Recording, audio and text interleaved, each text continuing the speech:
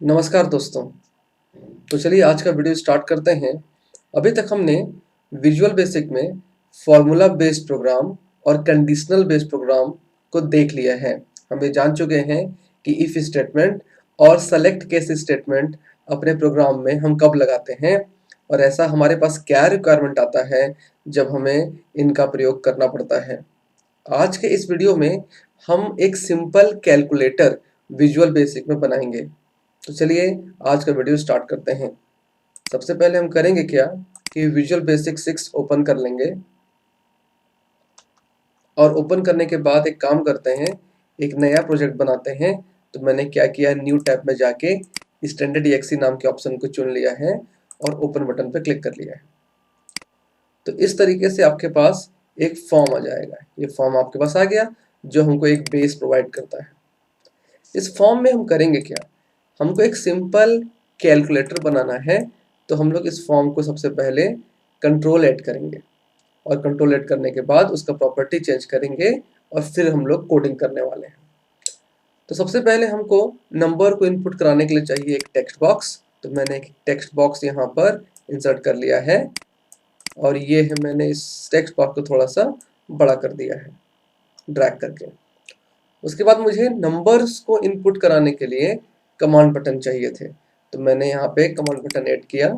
Command button add करने के बाद आप उसको माउस से ही थोड़ा सा छोटा कर लो और यहाँ पे लाके आप रख दो। हमें 0 से लेकर 9 तक, है ना, हमको यहाँ पर अलग अलग कमांड बटन चाहिए।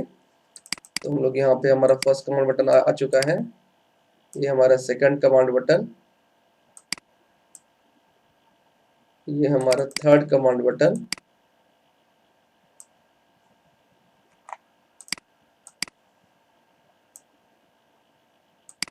इसको भी हम लोग यहाँ से छोटा कर लेंगे। ये हमारा फोर्थ, इसको हम लोग थोड़ा सा यहाँ पे जमा लेते हैं। इस तरह करके सबसे पहले नंबर्स को इनपुट कराने के लिए हम लोग यहाँ पे 9, 1 से लेकर 9 तक और एक 0 के लिए, मीन्स सब मिला के कितने 10 कमांड बटन हम लोग यहाँ पे ऐड कर लेंगे। और हम लोग उसको रीसाइज भी कर रहे हैं थोड़ा सा, क्योंकि जब हम लोग इसको ऐड करते हैं तो थोड़ा सा बड़ा दिखता है और हम लोग को इसमें केवल नंबर ही लिखना है। इसलिए हम लोग यहाँ पे कर क्या रहे हैं, उसको छोटा कर ले रहे हैं। ये देखिए,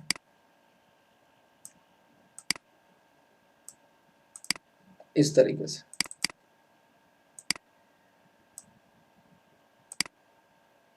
ये मेरा टोटल अभी तक 9 हो चुका है, जहाँ पे हम लोग 1 से लेकर 9 तक लिखने वाले हैं। और एक और ऐड कर लेते हैं जिसमें 0 रहेगा, इस तरीके से मान लीजिए। उसके बाद हमको चाहिए होगा 4 इंस्ट्रक्शन के लिए, मीन्स सम करना, सब्ट्रैक्शन, डिवीजन और मल्टीप्लिकेशन के लिए फिर 4 कमांड बटन, जिसको हम लोग यहाँ पर ऐड करेंगे। कमांड 1, कमांड 2, कमांड 3 और हमारे कमांड 4। यहाँ पे हमारा इंस्ट्रक्शन रहेगा, ये हमको कौन से ऑपरेशन को परफॉर्म करना है। और एक कमांड बटन हम लोग और ऐड कर लेते हैं, जिसमें क्लिक करेंगे तो हमारा रिजल्ट आएगा। थोड़ा सा हम लोग इसको बड़ा करते हैं, चलो थोड़ा सा यहाँ से हम लोग इसको और बड़ा कर लेते हैं। इसमें हम इक्वल टू का साइन ऐड करेंगे, इस तरीके से। तो इस तरीके से हमने अपने जो है वो फॉर्म को डिजाइन कर लिया है। अब इसका प्रॉपर्टी चेंज करना होगा हमको। तो चलिए हम लोग इसको चेंज करते हैं। सबसे पहले ये जो फॉर्म 1 लिखा हुआ है इसको जाते हैं और यहाँ लिखते हैं कैलकुलेटर। ये देखिए हो गया। अब ये जो कमांड बटन 1 लिखा हुआ था, यहाँ पे हम लोग इसके कैप्शन में 1 कर लेते हैं,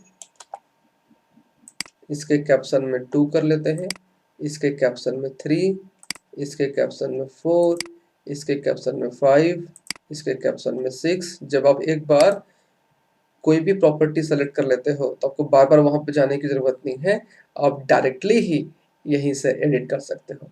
यहाँ पे 7, यहाँ पर 8, यहाँ पर 9 और यहाँ पे 0।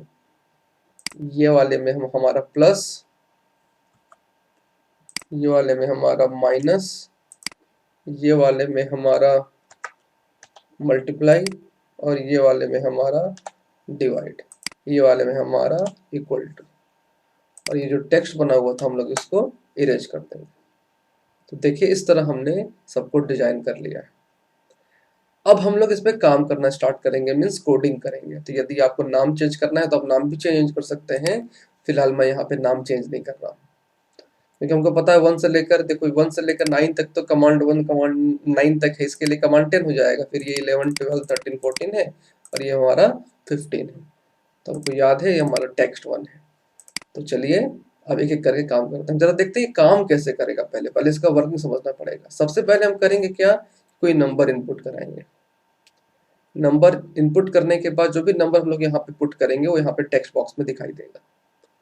उसके बाद हम लोग इसमें से कोई भी एक इंस्ट्रक्शन को दबाएंगे, मीन्स हमको जोड़ना है, घटाना है, गुणा करना है या भाग करना है।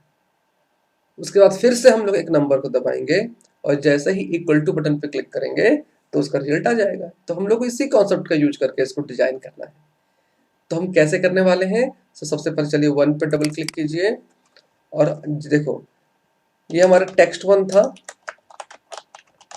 Text 1 dot text equal to 1। मैं यदि यहाँ पे ऐसा लिख दूं तो इसमें का मतलब क्या होगा कि जैसे ही हम लोग कमांड 1 पे क्लिक करेंगे तो वहां पे 1 लिखा जाएगा। मैं आपको दिखाता हूँ, ये देखो जैसे मैं 1 पे क्लिक किया 1 लिखा गया। अब प्रॉब्लम क्या है कि जब मैं फिर से 1 पे क्लिक करूंगा तो इसके बगल में फिर से 1 लिखाना चाहिए था, लेकिन नहीं लिखा रहा है। क्यों नहीं लिखा रहा है, क्योंकि हमने कमांड में क्या लिखा है, हमने कमांड में लिखा है कि जब इस पे क्लिक करेंगे तो 1 लिखा जाएगा और वो हो भी रहा है। तो इसको ठीक कैसे करेंगे, मीन्स हम ये चाहते हैं कि जितने बार 1 दबाएं उसके बगल में वो जुड़ते चला जाए, ऐड होता चला जाए। तो हम लोग उसको करेंगे क्या, हम इसके पहले में एक लाइन और ऐड कर लेंगे, टेक्स्ट 1 डॉट टेक्स्ट और उसके बाद एंड का मार्क लगाएंगे और फिर 1, या आप यहाँ पे प्लस भी कर सकते हो। चलो प्लस कर देते हैं, +1।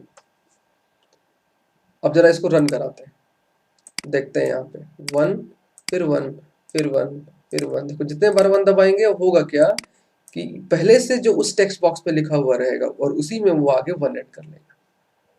तो हम लोग इसी कॉन्सेप्ट का यूज करके, इसी कोडिंग का यूज करके सारे कमांड बटन में हमको ऐड करना है। जैसे यहाँ पे कमांड 1 कर लिया हमने, कमांड 2 पे चलिए और यहाँ पे 2 लिख दीजिए बस। यहाँ पे जाइए कमांड 3 पे जाइए, यहाँ पे 3 लिख दीजिए बस। यहाँ पे कमांड 4 पे जाइए, यहाँ पे 4 लिख दीजिए बस। यहाँ पे आप कमांड नंबर 5 पे जाइए और यहाँ पे आप 5 लिख दीजिए बस। वापस आप यहाँ पे आके कमांड नंबर 6 पे जाइए और यहाँ पे आके आप 6 लिख दीजिए बस। वापस आप यहाँ पे आके कमांड नंबर 7 पे जाइए और यहाँ पे आके आप 7 लिख दीजिए बस। वापस यहाँ पे आके कमांड नंबर 8 पे जाइए और यहाँ पे आप 8 लिख दीजिए बस। वापस यहाँ पे आके कमांड नंबर 9 पे जाइए और यहाँ पे आप 9 लिख दीजिए बस। वापस यहाँ पे जाके आपको कमांड नंबर 10 पे जाना पड़ेगा और यहाँ पे आप 10 आने के बाद यहाँ पे आप लिख दीजिए 0, है कि नहीं। अब हमारे 11 12 क्या था, 11 12 13 14 15 ये हमारे प्लस माइनस के लिए थे। तो चलिए पर एक बार चेक कर लेते हैं काम कर रहा है कि नहीं कर रहा है। ये देखिए 6 8 5 2 1, जो भी नंबर आप यहाँ पे इनपुट करना चाहो आपके पास ये आ गया। अब उसके बाद हमको करना क्या है कि हम इसमें से किसी सिंबल को दबाएंगे। तो दो काम होगा। पहला काम क्या होगा कि जैसे हम लोग किसी बटन को दबाएंगे तो हमको ये पता लगाना है कि हमने कौन से बटन को प्रेस किया है। दूसरा, हमको इस नंबर जो पहले से टेक्स्ट बॉक्स में है उसको मेमोरी में कहीं पर स्टोर कर लेना है, तब ना हम लोग उसको दूसरे नंबर के साथ में ऐड करेंगे। तो कैसे करते हैं उसको, सिंपल है एकदम। उसको करने के लिए हम लोग करेंगे क्या, इस प्लस पे क्लिक करेंगे और प्लस पे क्लिक करने के बाद हम लोग यहाँ पे कुछ वेरिएबल्स यूज करने वाले हैं। तो एक काम करेंगे, यहाँ पे हम लोग ना कुछ वेरिएबल सबसे टॉप पे डिक्लेयर करेंगे, यहाँ पे बिल्कुल स्टार्टिंग पे dim n1 n2 result as integer और dim OP as string operator, है कि नहीं। सबसे टॉप पे डिक्लेयर करने का फायदा ये होता है कि इन सब वेरिएबल को आप अपने प्रोग्राम में, ये जो फॉर्म बना हुआ है इस फॉर्म पे कहीं भी यूज कर सकते हो, किसी भी स्कोप में। मीन्स आप कमांड 1 पे भी यूज कर सकते हो, कमांड 2 पे भी यूज कर सकते हो, आप कमांड 11 पे भी यूज कर सकते हो और कमांड 12 पे भी कर सकते हो। इस सेक्शन को बोलते हैं जनरल का डिक्लेरेशन सेक्शन, और यहाँ पे ग्लोबल वेरिएबल डिक्लेयर होता है। तो मैंने एक नया वर्ड यूज किया, नाम है उसका ग्लोबल वेरिएबल। ग्लोबल वेरिएबल का मतलब है कि एक ऐसा वेरिएबल जिसको डिक्लेयर करने के बाद आप उसको पूरे फॉर्म में कहीं भी यूज कर सकते हो। जबकि लोकल वेरिएबल क्या होता है, यदि आप यहाँ पर वेरिएबल डिक्लेयर करोगे तो वो केवल कमांड 1 अंडरस्कोर क्लिक पे ही काम करेगा, आप उसको बाहर में यूज नहीं कर सकते। तो लोकल वेरिएबल क्या होता है कि उस स्कोप के लिए लोकल हो जाता है, जबकि ग्लोबल वेरिएबल का यूज हम पूरे फॉर्म में कहीं भी कर सकते हैं।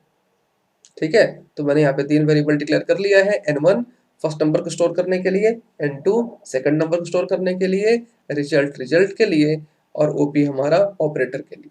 तो चलिए आगे बढ़ते हैं। सबसे पहले प्लस पे क्लिक करेंगे, तो जैसे ही प्लस पे क्लिक करेंगे क्या होगा कि जो OP है इसका वैल्यू प्लस हो जाएगा। ये जो OP है इसका वैल्यू प्लस हो जाएगा। और क्या होगा, n1 में text1 डॉट टेक्स्ट का वैल्यू स्टोर हो जाएगा। और एक काम कर लेते हैं, वैल लगा के कर लेते हैं। क्यों? क्योंकि हम लोग का इसका यूज बाद में मैथमेटिकल कैलकुलेशन के लिए करना है। तो मैंने कर लिया, OP का वैल्यू प्लस कर दिया, n1 equal to val text1 dot text कर दिया। और आपको करना क्या होगा, text1 डॉट टेक्स्ट को आपको ब्लैंक करना पड़ेगा, तब ना हम लोग सेकंड नंबर देंगे। तो ये 3 काम आपको हर एक ऑपरेटर के साथ में करना है। मैंने यहाँ पे किया कॉपी। कमांड 12 हमारा था सब्ट्रैक्शन वाला, तो यहाँ पर सब्ट्रैक्शन का मार्क लगा देंगे। कमांड 13 हमारा था मल्टीप्लिकेशन वाला, तो यहाँ पर मल्टीप्लिकेशन के लिए मार्क लगा देंगे। कमांड 14 था हमारा डिवीजन वाला, तो यहाँ पे हम लोग डिवीजन के लिए मार्क लगा देंगे। ये हमने काम कर लिया। जैसे ही हम लोग किसी कमांड बटन पे क्लिक करेंगे वो जान जाएगा कि ऑपरेटर कौन सा है, और दूसरा वो फर्स्ट नंबर जो भी हमने इनपुट कराया है उसको n1 में स्टोर कर लेगा, और सेकंड नंबर के लिए आपके लिए टेक्स्ट बॉक्स को एम्प्टी कर देगा। तो ये कर दिया है। अब उसके बाद हम करेंगे क्या कि सेकंड नंबर एंटर कराएंगे और फिर इक्वल टू बटन पे क्लिक करेंगे। तो चलिए इक्वल टू बटन पे अब हम लोग कोडिंग करते हैं। हम लोग यहाँ पे करेंगे क्या, इक्वल टू बटन पे क्लिक करने के बाद क्या होगा, सबसे पहले n2 में फिर से text1 डॉट टेक्स्ट का वैल्यू आके स्टोर हो जाएगा, पहला काम। और होने के बाद जब ये हो जाएगा तो हम लोग अब सेलेक्ट लगाएंगे, सेलेक्ट केस OP। यदि केस प्लस है, यदि प्लस आपने किया है तो रिजल्ट जो है आपका दोनों को जोड़ देगा, n1 और n2 को जोड़ देगा। ठीक उसी तरह यदि आपके पास केस माइनस है, यहाँ केस यदि आपके पास है माइनस, तो ये दोनों को घटा देगा। OP से हम लोग कंट्रोल कर ले रहे हैं। और यदि केस मल्टीप्लाई है तो हम लोग करेंगे क्या, n1 को n2 से मल्टीप्लाई कर देंगे।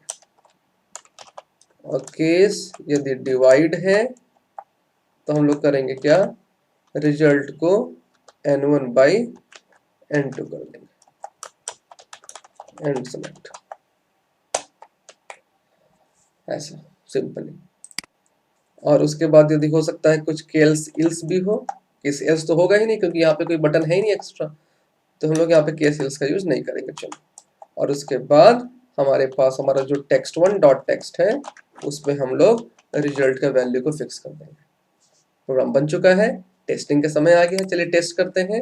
ये हमारा कैलकुलेटर, मैंने 123 लिखा, प्लस दबाते ही वो गायब हो जाएगा और n1 में 123 स्टोर हो जाएगा। फिर मैंने 10 इनपुट कराया, इक्वल टू दबाते ही ये 10 n2 में चला जाएगा और ऑपरेटर के हिसाब से वो दोनों आपस में एरिथमेटिक ऑपरेशन परफॉर्म हो जाएंगे। ये देखिए 133। इस तरीके से आपका कैलकुलेटर काम करेगा। तो मुझे लगता है कि आज का वीडियो आपको समझ में आया होगा। आप इस वीडियो को बार बार देखिए, इसको देखकर प्रैक्टिस कीजिए, इसको देखकर बनाने का कोशिश कीजिए, प्रैक्टिकल कीजिए, तो मुझे लगता है कि धीरे धीरे आपका विजुअल बेसिक प्रोग्रामिंग भी इम्प्रूव हो जाएगा। यदि ये वीडियो आपको पसंद आया होगा तो आप इस वीडियो को ज़रूर लाइक करें, अपने दोस्तों के साथ में इसको ज़रूर शेयर करें। और हाँ, यदि अभी तक आपने मेरे चैनल को सब्सक्राइब नहीं किया है तो आप कर लें। तो उससे क्या होगा कि जैसे ही मैं कोई नया वीडियो अपलोड करूँगा, आपको तुरंत ही उसका नोटिफिकेशन मिल जाएगा। तो आज के इस वीडियो में हम लोग यहीं तक रखते हैं। नेक्स्ट वीडियो में फिर से मिलेंगे और बात करेंगे विजुअल बेसिक प्रोग्रामिंग की। Thank you.